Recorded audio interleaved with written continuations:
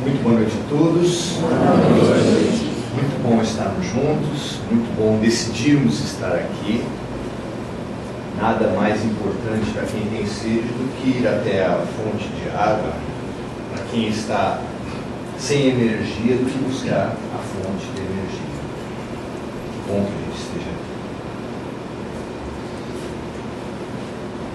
No mundo espiritual, os dirigentes da Terra estão muito preocupados com o sentimento que está se espalhando na Terra.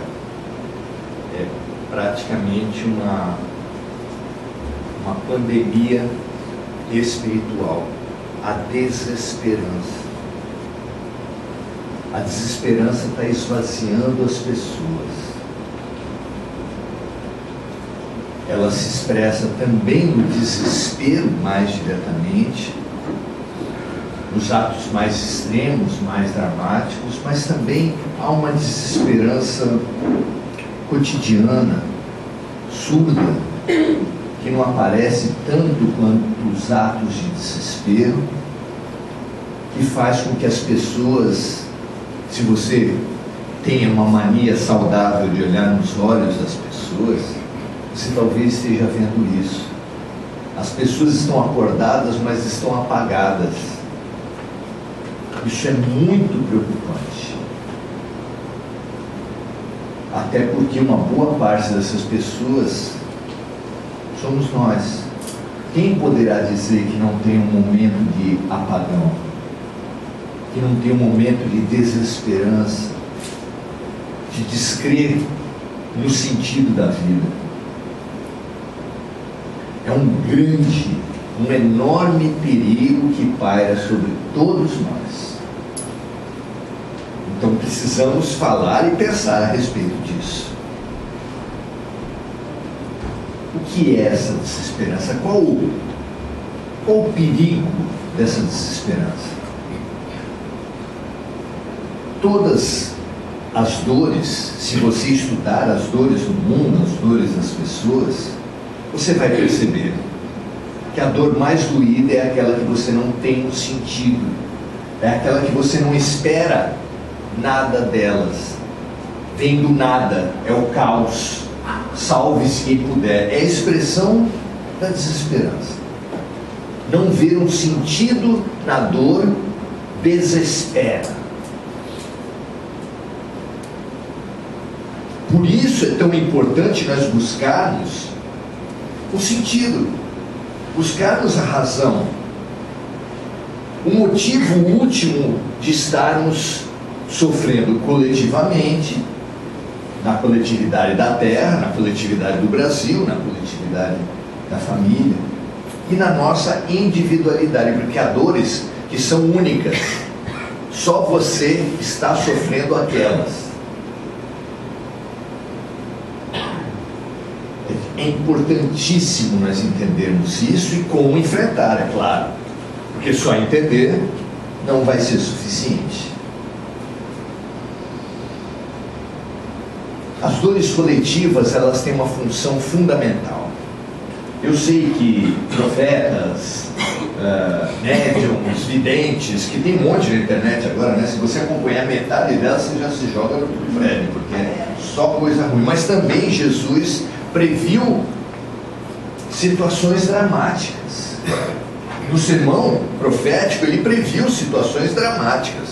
Ele falou que haveria pestes. Não, a peste não é o seu sobrinho. Por mais que pareça, não é o vizinho de cima, não é isso que a gente está falando, que ele está falando. Ele falava pestes, as doenças altamente transmissíveis que assolariam a terra. Ele falava também, não tinha a palavra pandemia naquele tempo, só tinha a palavra peste, foi a que ele usou. A palavra guerra já existia naquele tempo, porque isso é um fenômeno que existe desde o início dos tempos, mas que adquire uma feição dramática nesses nossos tempos. Não vou discutir se mais ou menos do que em outros momentos, porque não tem uma régua para falar qual a pior guerra.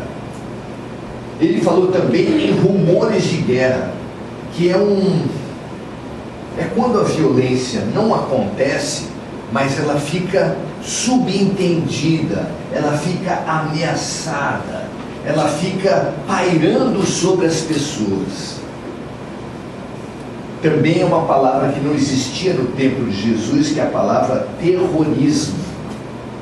E o terrorismo, a gente pensa que só existe o islâmico, que só existe o terrorismo político, mas na verdade existe um terrorismo por toda parte. Se você precisa sair à noite, você vai sentir os efeitos desse terrorismo. Se você assiste jornal de crimes, o que é isso, se não o terrorismo? O que é o jornalismo, aliás, no geral? Porque as notícias que fazem sucesso, porque nós gostamos disso, são as que dão medo, são as notícias que dão violência, são as notícias que desesperam. E é um círculo vicioso, porque a gente dá mais audiência para elas e elas nos desesperam também. Então, quanto pior, pior. Quanto pior, pior. Então não vou assistir mais nada. A gente aqui naturalmente não se mete nas decisões individuais, mas Jesus falou: não peço que os tires do mundo, mas que eles, estando no mundo, não sejam do mundo. Ou seja, não peço que eles fujam dos fatos, das situações, mas que não grudem na lógica do mundo, na lógica tenebrosa do mundo. O que fazer diante disso?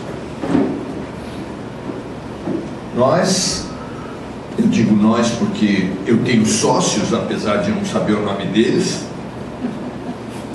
fizemos um livro que traz as metáforas e as parábolas de Jesus.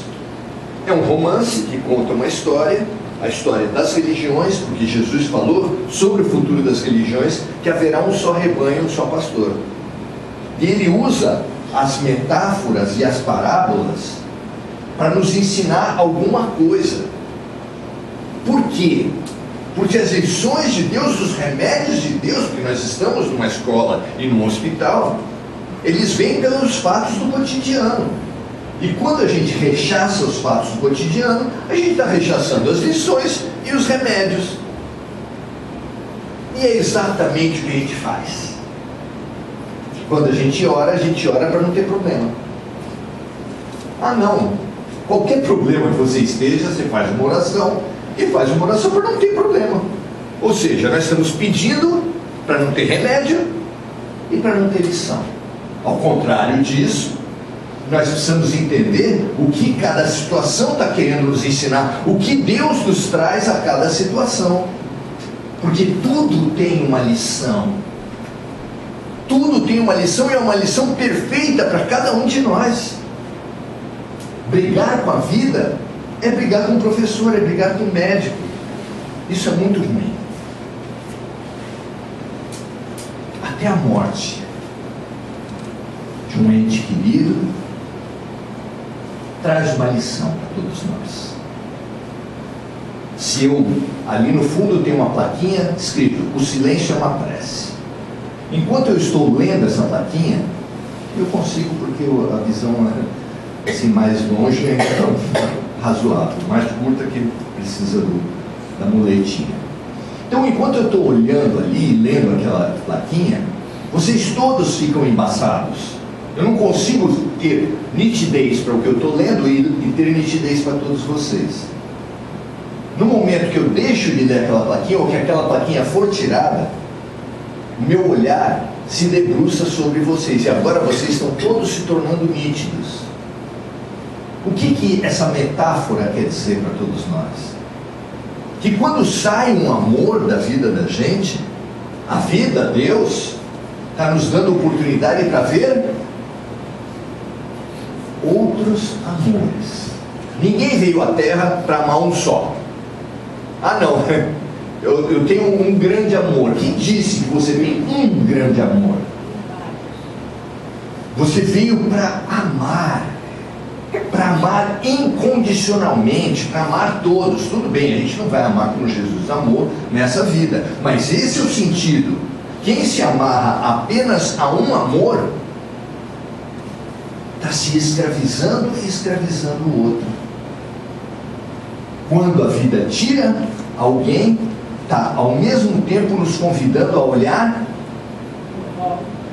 à volta, a olhar as outras pessoas, a amar mais amplo. Adoro a primeira entrevista de Chico Xavier, está lá no YouTube, muito antiga. Era o mesmo repórter que acompanhou a vida toda dele, Saulo Ramos, e fez uma pergunta que eu, na minha visão de entrevistas que eu já acompanhei, acho que o repórter combinou alguma coisa com o Chico, porque eles gostam de ter um case, uma historinha para contar. E ele perguntou: Chico, algum espírito alguma vez te puxou a orelha?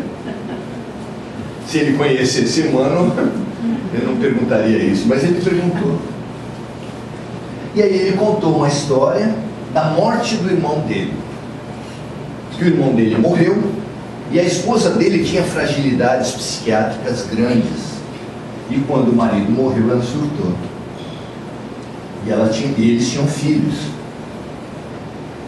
E só teve jeito naquela época, só tinha como recurso a internação psiquiátrica.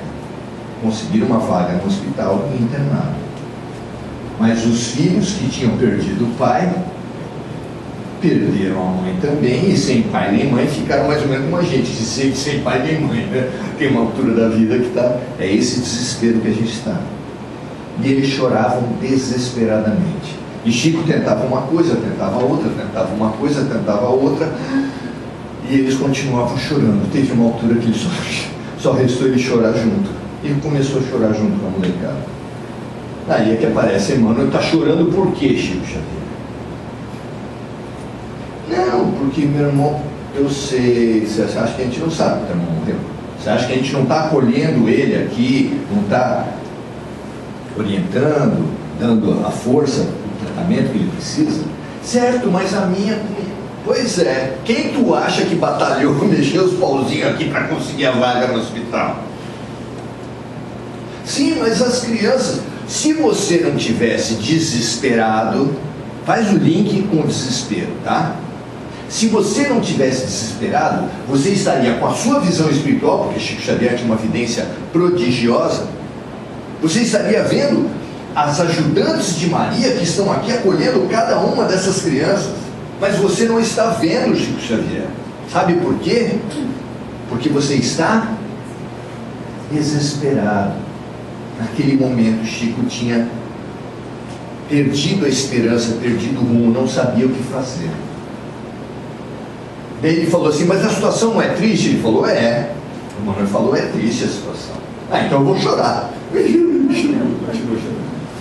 Daí ele falou: Chico Xavier, toda quarta-feira você atende 4 quadras de pessoas necessitadas no teu centro. Atende uma a uma, ouve um pouquinho cada uma delas, acolhe, dá um carinho, dá uma força. Você não chora com nenhuma delas.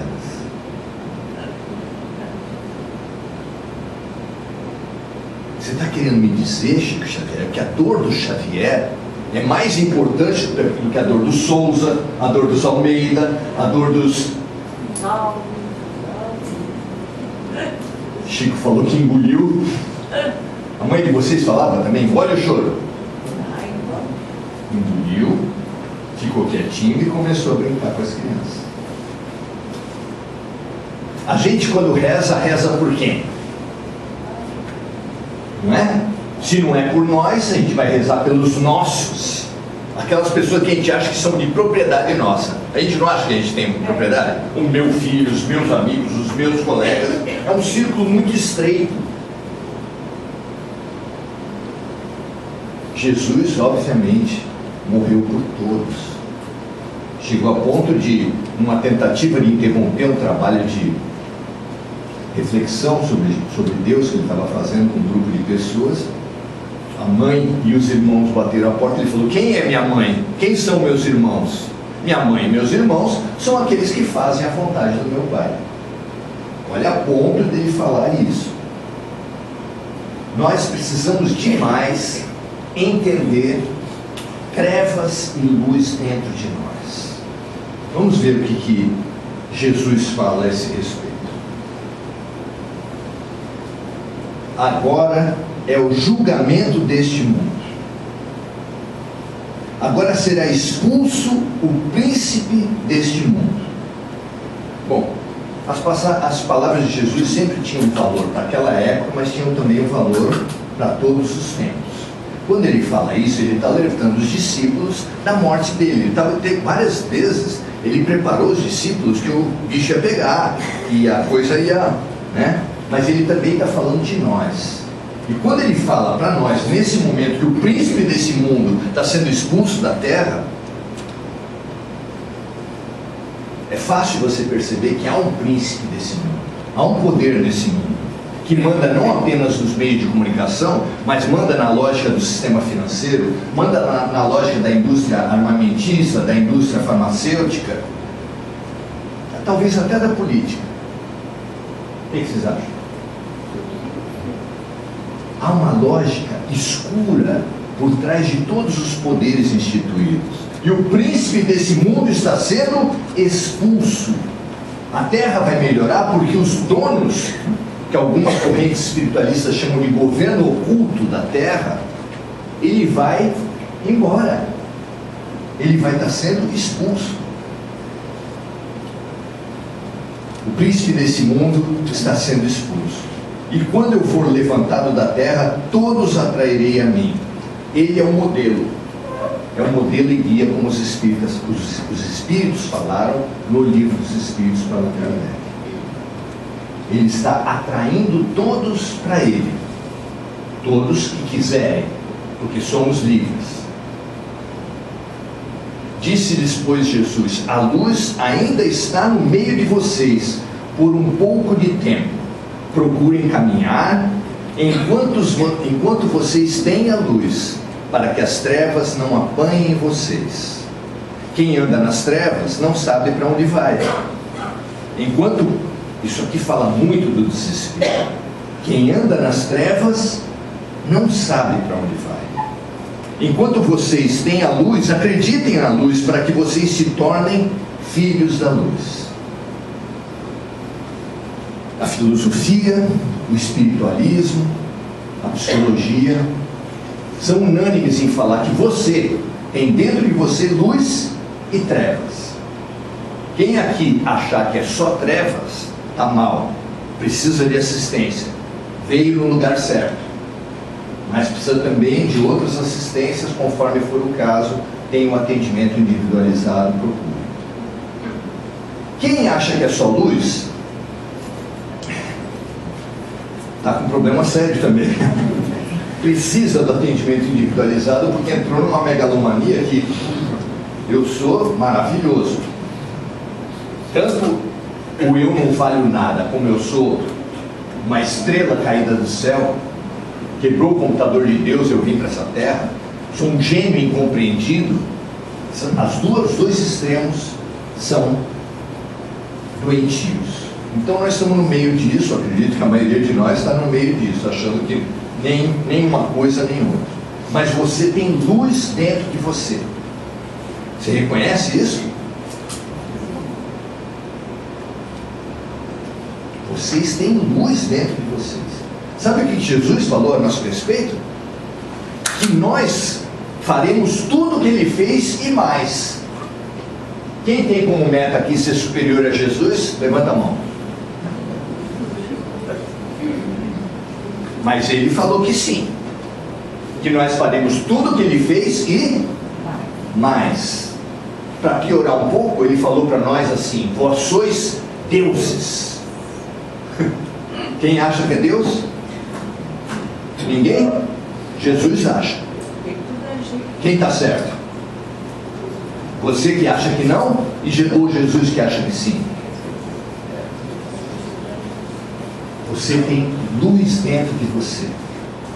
Nós temos todos muitas luzes. Para ser mais radical, porque Ele falou que nós somos deuses, nós temos todas as luzes dentro de nós. Todas. Ah, mas quantas estão acesas? Bom, pois é, né? Aí começa o problema. Você tem algumas delas, de muitas lâmpadas que você tem dentro de você, você tem algumas delas acesas. E eu vou dizer para você, a maneira de fazer uma das ordens mais estimulantes de Jesus, que é brilhe a vossa luz, é um jogo quando ele fala isso. Imagina, não eu, imagina Jesus aqui na frente, olhando para o fundo dos seus olhos e falando, brilhe a vossa luz. Em primeiro lugar, para brilhar a tua luz, você precisa acreditar nela. Não acreditar que já está acesa, porque daí já é delírio. Mas também não acreditar que você não tem luz nenhuma, porque também é doença. Você precisa entender, eu sou luz. Apagado.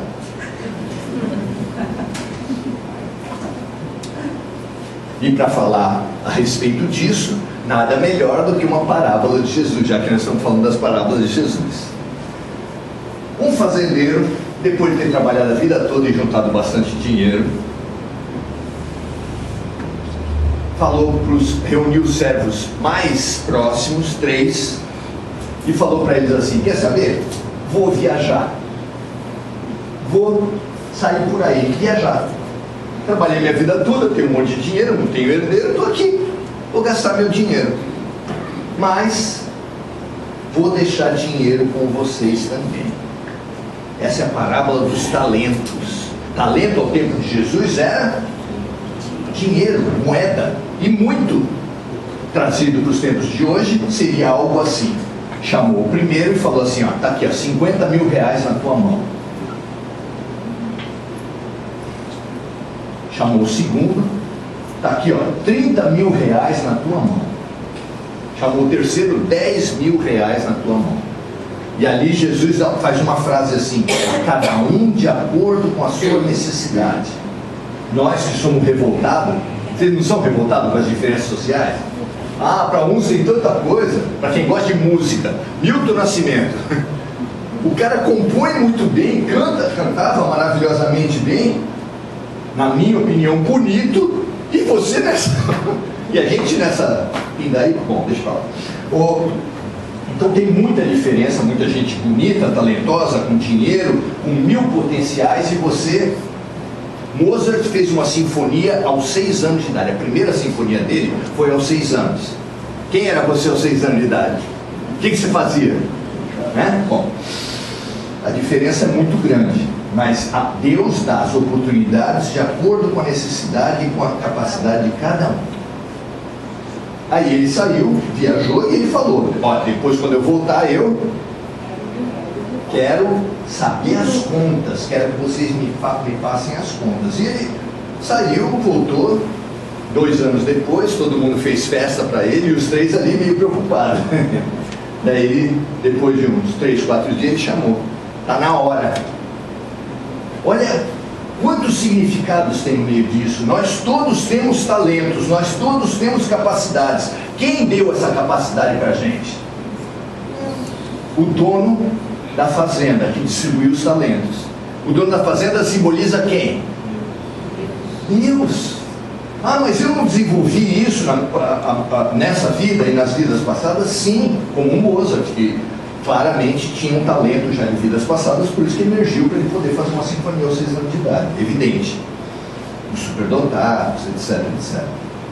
Mas as oportunidades, você não passou fome do 0 a 6, se passou fome você conseguiu superar, você conseguiu outras compensações. Nós somos frutos do esforço de muita gente. O teu corpo não seria teu se não fosse teus bisavós, teus tataravós, teus avós, teus pais. Você é fruto do esforço de muita gente. Ah, mas minha mãe e meu pai não me amavam. Sim, mas eles não te abortaram. Até onde eu estou vendo aqui, eles não te abortaram. Não é verdade? Então, nós temos que ser gratos. Gratidão é uma das receitas de bem viver, uma das receitas de fazer brilhar a tua luz. Seja grato. Comendo feijão, comendo arroz, usando uma blusa, respirando ar, grato por tudo. Aí ele voltou e chamou o pessoal. E daí, quando ele chamou dos 50 mil, o rapaz falou assim: olha, está aqui os 50 mil que o senhor me deixou.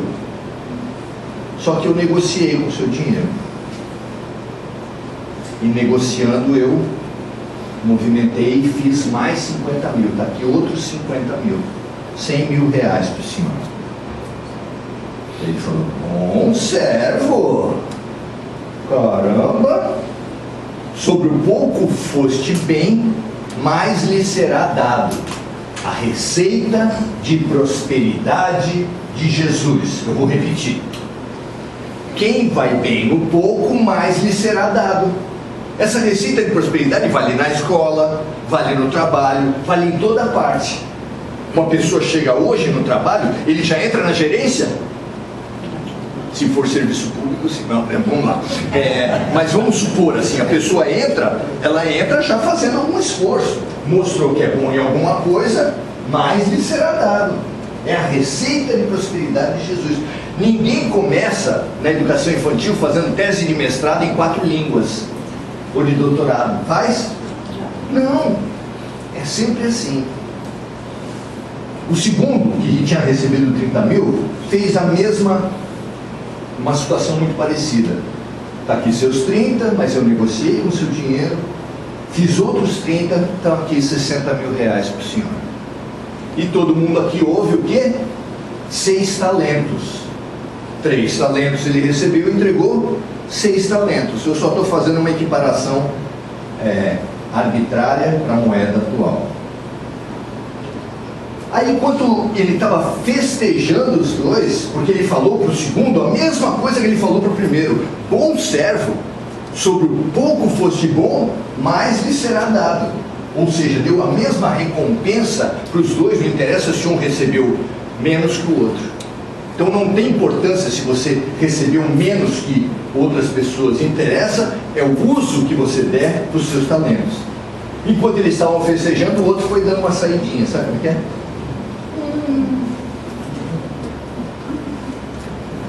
Foi dando uma passeadinha e ele, opa, vem aqui, agora é a tua vez. Pois é, mas sabe como é que é, né?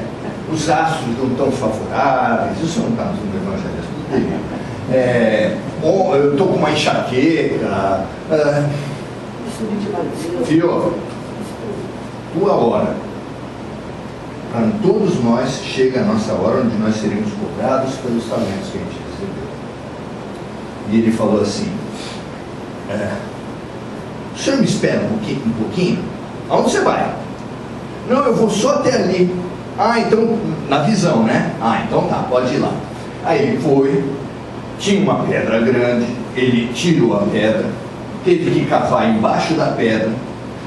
Lá do fundo da pedra, ele tirou uma sacola grossa, bem amarrada. De dentro da sacola tinha outra sacola, até que ele tirou os 10 mil reais e entregou pro dono da fazenda. Ele falou: não é isso aí que o senhor está vendo. Eu sabia que o senhor ia cobrar, eu sabia que o senhor era rigoroso. Olha o que eu fiz. Eu estava lendo a parábola e eu me identifiquei com quem? Com o terceiro, é claro. Meu patrão ia me dar dinheiro, eu ia gastar, ia investir ele de jeito nenhum. Quem tem talentos, quem está enterrando os seus talentos, ouça Jesus olhar para o terceiro servo e falar assim: servo mau e inútil. Eu estava indo bem na parábola, estava falando: não, sou eu, esse seria eu, bem prudente, bem cuidadoso. Aí ele vem e me fala: servo mau e inútil. Era eu. É vocês? Quem tem enterrado os talentos? Quem tem usado o bem geral e multiplicado os talentos de Deus, indo bem no pouco e mais sendo investido nele, porque a vida dá mais para quem usa bem. Então se eu for espírita vai melhorar a minha vida, vou poder trocar o carro. Não é nada disso. Prosperidade é muito mais do que dinheiro. Se você for bem no pouco, nos poucos talentos, mais lhe serão dados. Não tenha dúvida a respeito disso. Isso pode ser mais trabalho, isso pode ser mais tarefas. Ai, por que tanto irmão para cuidar da velhinha e só ficou para mim? Não é o meu caso. Meu irmão me ajuda muito, mas às vezes sobra, não é? Não é verdade? Por quê? Porque o trabalho, o serviço é a maneira da pessoa crescer. A pessoa que está tendo mais serviço está tendo mais oportunidade de crescer. A vida confiou em você. Parabéns.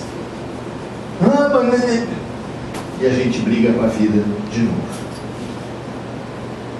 Será que nós já estamos próprios para, depois de tanto tempo nos dizendo cristãos, porque o Espiritismo é cristão também? Eu sei que tem gente que fala, não, eu sou cristão, parecendo que os outros não são. Não é verdade. Nem eles, nem nós, porque ser cristão é seguir o Cristo, não é dizer. Nem todo aquele que disser, Senhor, Senhor, entrará no reino dos céus, mas sim aquele que fizer a vontade do meu Pai. Por esse ponto de vista, quem é cristão? Eu não conheço ninguém. Está no momento da gente deixar de falar, desenterrar os talentos e colocar para fora?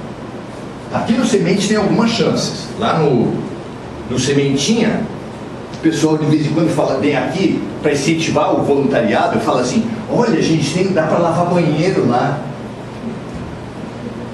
A pessoa quer chegar lá para ser professor, para ser coordenador, tem uma vaga para coordenação, né? Na diretoria. Não, você vai no pouco e você vai galgando o que for mais apropriado para os seus talentos. Todos nós estamos passando por dificuldades. Todos nós recebemos talentos de Deus.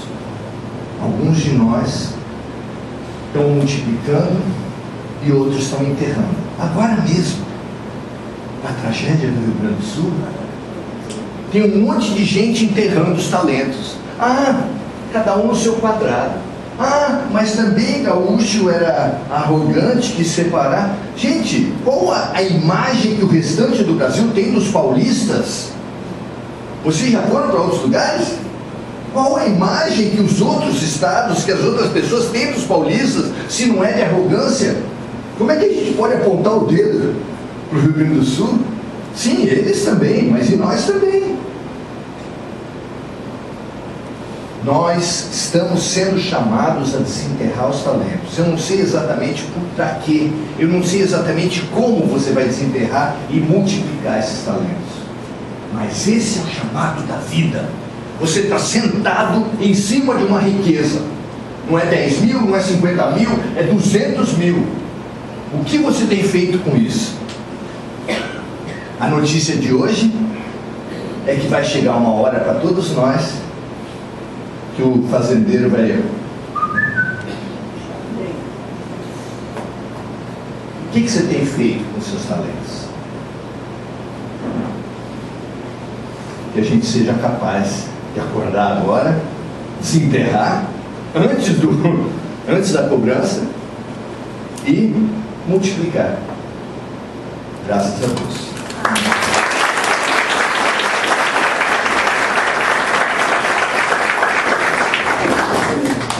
Só oferecer para vocês que na saída, se você, quem quiser, a gente tem esse livro para oferecer e tem outros livros que ajudam a fazer o Evangelho no Lar, que é extremamente importante para todos nós fazermos a defesa espiritual das nossas casas. Tem livros que ajudam a pensar no cotidiano, no dia a dia, e tem livros que pensam a reforma interior. Toda a renda dos nossos livros, 100%, vai para o Rio Grande do Sul. Obrigado.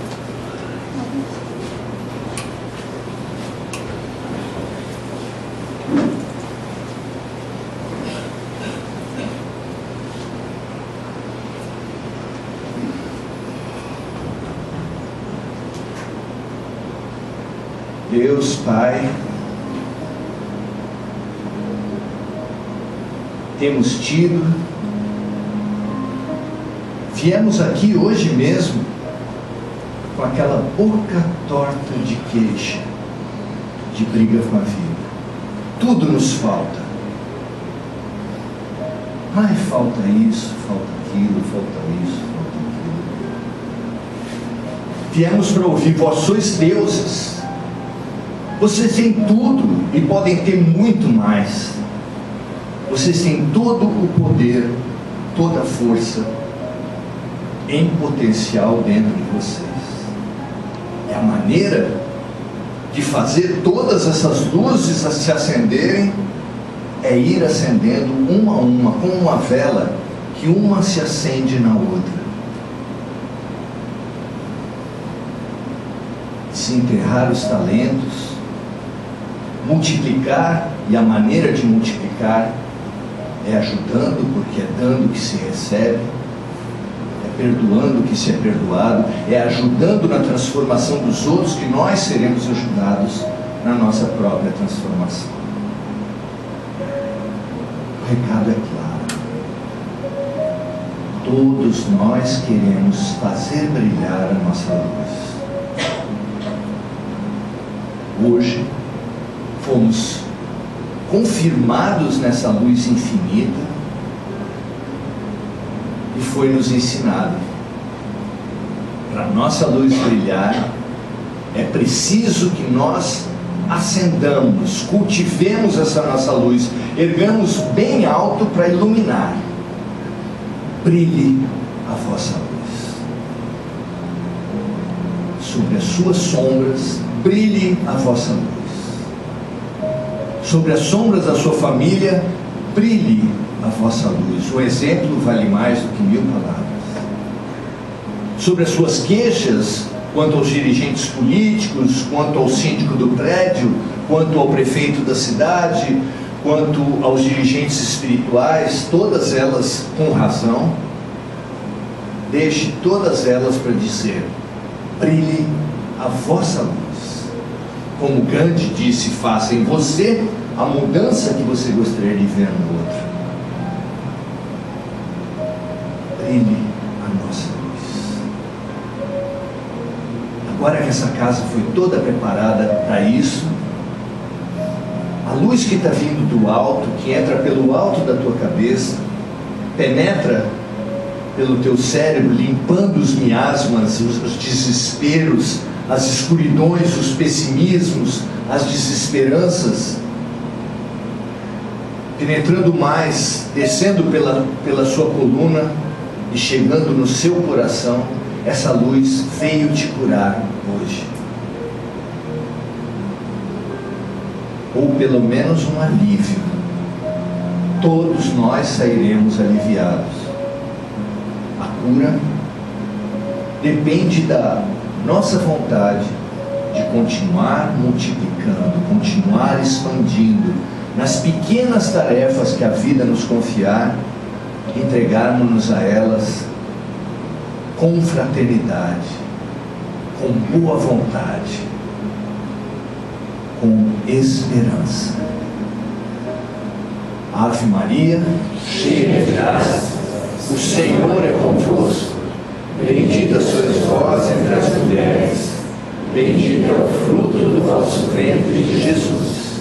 Santa Maria, Mãe de Jesus, rogai por nós, pecadores, agora e na hora de nossa passagem. Que assim seja, graças